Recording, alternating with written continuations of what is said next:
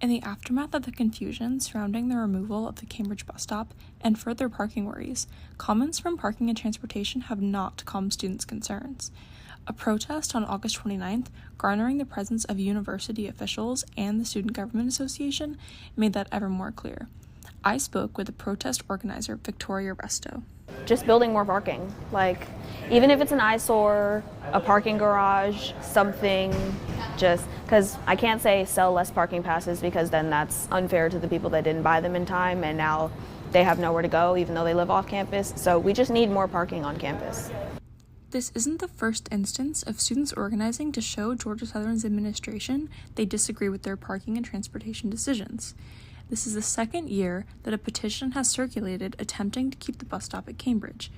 As of September 1st, last year's petition has over 1,000 signatures, many of which have come from the past 2 weeks. This year's petition has officially broken the signature goal of 1,500. I spoke with this year's petition organizer, Angel Krim. I love that, I sent it to my friends and they reposted it and sent it to their friends because I didn't feel like it was gonna get to where it was because I know it's almost at 1,500.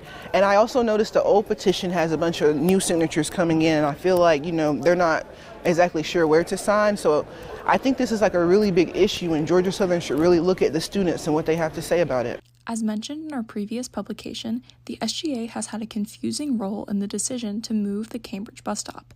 Assistant Director of Parking and Transportation Robert Babbitt claimed that the decision was a, quote, collaboration of the two, end quote, in reference to both Parking and Transportation and SGA. While SGA Vice President of Business and Finance Alexis Smith agrees that, quote, we all came to the conclusion that it was a good idea to try and map out a new bus route, end quote, Smith does not believe that SGA is who should be held responsible for this decision. I completely understand where the frustration is coming from. However, we did not make the final decision. Regardless of what SGA had to say or what our input was, Parking and Transportation was going to make that change regardless.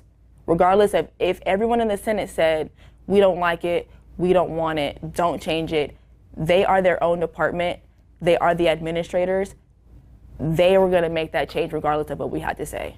Smith was very much in support of students both petitioning and protesting.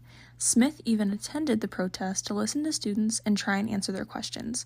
Smith was accompanied by Dean of Students, Dr. Eileen Dowell. If Parking and Transportation feels that it was a safety concern, then we are standing behind that. I know students are frustrated and we are acknowledging that, so how our office is providing those resources to say we hear you, we understand, but we are we're following the directive that was given to us from Parking and Transportation that it was a safety concern, and that's why the change was moved. Students attending the protest had varying frustrations with Parking and Transportation.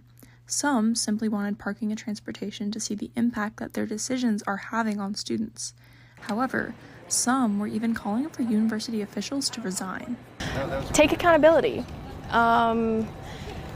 Y'all took away buses to make more room and to have more money to provide for freshmen, but you have too many freshmen here, and you need to provide and look out for your upperclassmen and how they might be able to transport to campus, because not everyone can drive. Everyone has to have a bus, or most people have to have a bus. Not everyone can drive.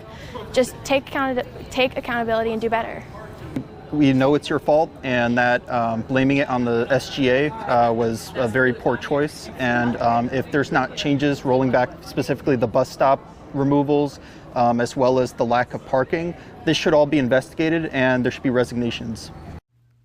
While university officials continue reiterating that no changes will be made to neither the bus routes nor parking, with continued coverage, students hope that eventually changes will come. This has been Chloe Peacock reporting for your newsroom.